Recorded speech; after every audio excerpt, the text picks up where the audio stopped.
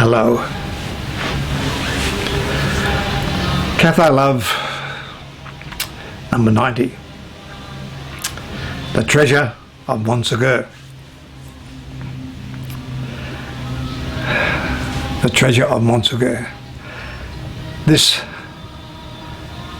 fabled treasure, this lost treasure, has been searched for even during the Second World War. Himmler sent people down into the south of France looking for the Cathar treasure. This is because of one of his officers, Otto Rahn, who you may be aware of because of his book.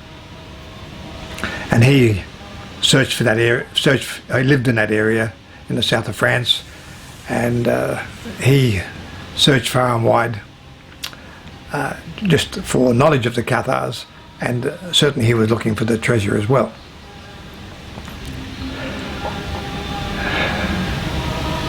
There's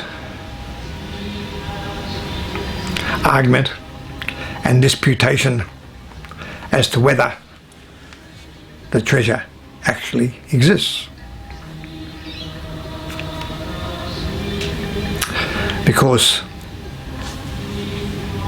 it's a few years ago since it was buried, if it was buried, and that was on the 16th of March 1244, when they had the massacre of Montsegur, and over 200 Cathar perfecti and about 17 other souls, usually men-at-arms and their wives or girlfriends, who decided they wanted to join the Cathars and be burnt to death because of their faith. Quite a horrific and yet ennobling story. Now,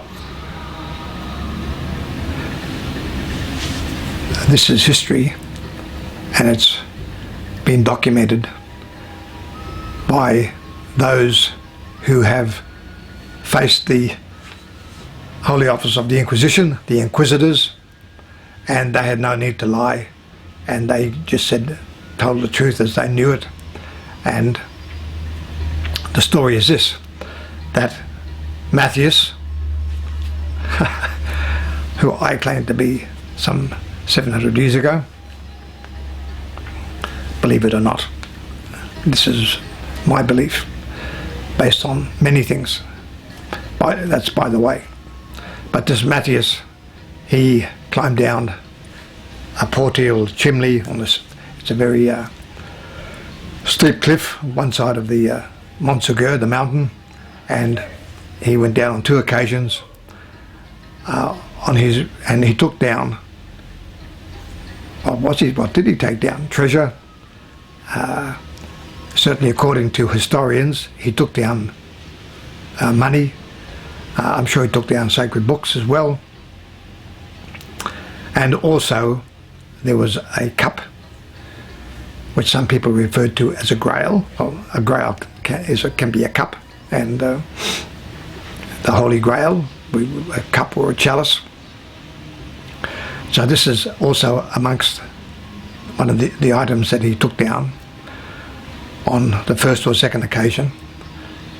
He then returned, climbed up the portiere. On the first occasion he returned, he brought in some mercenaries, which made a difference, to a couple of crossbowmen. And on the second occasion he actually organised 20 mercenaries, which would have made a big difference to the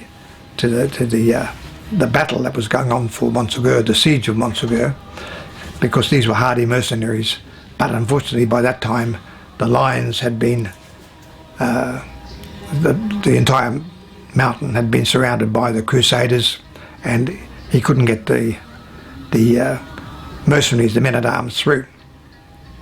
So he returned again, and to his fate, because he knew that the perfecti there, when they capitulated, they'd be burnt. So he returned to a certain fate. So he took he wasn't aimlessly climbing down a mountain and at night on a rope, very perilous journey, just for the hell of it. He was taking down things that were of immense value to the Cathars. Now you can surmise and imagine what they were, but it is also said that he took down money and treasure.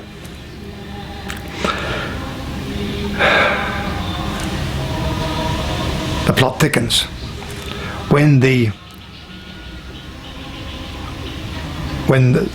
After they capitulated, they surrendered, they had 15 days.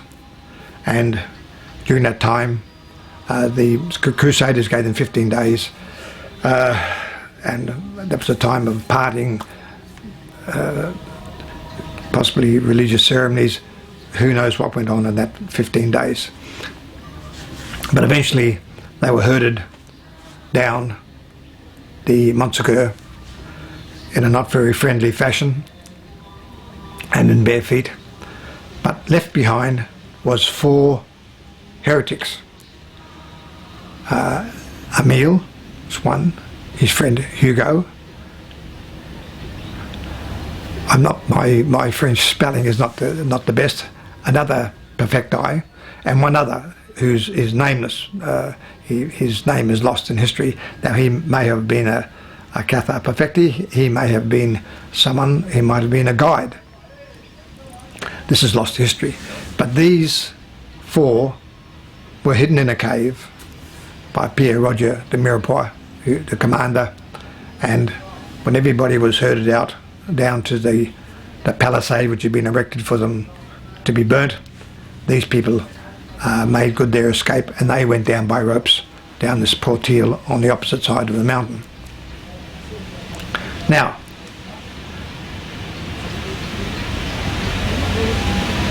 what did they carry with them? Did they also carry things of value? Certainly, one can only surmise, but they certainly would have carried some items which would be of immense importance to the Cathars. So, because why else would they have been hidden?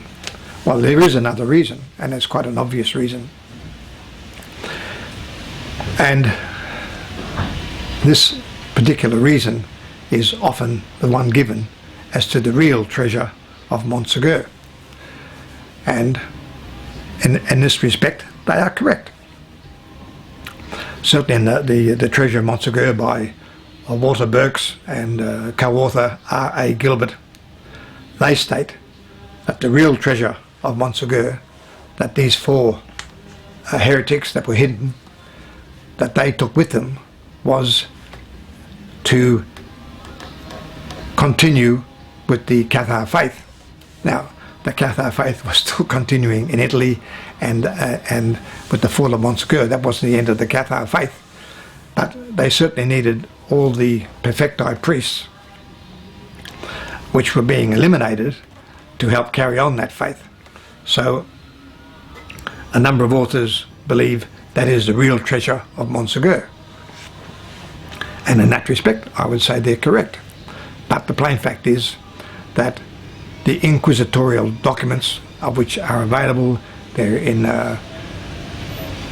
Carcassonne, and they're available to the public. This is not so in Rome. You have to be an accredited scholar or whatever for the church to let you at the documents of their Holy Office of the Inquisition. They don't want too many reading them, I wouldn't imagine. But anyway,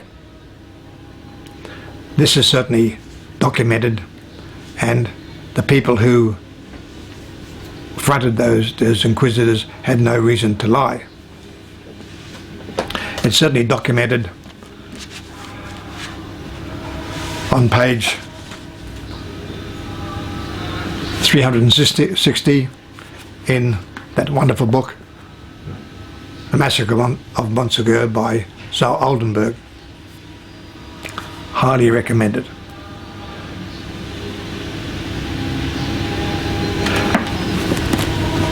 So it's documented that treasure, as to what it was, they don't say, but that was taken from Montsegur and hidden in one of the many limestone caves that abound in the area. There's literally thousands of them. One other book is my Cathar dialogues, and it's right at the beginning when Henri de Navarre, the perfecti, and he confronts my friend Jim Callahan, or otherwise known as Guillaume de Mirepoix, and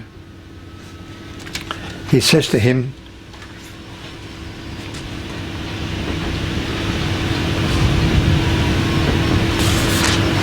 on page 33,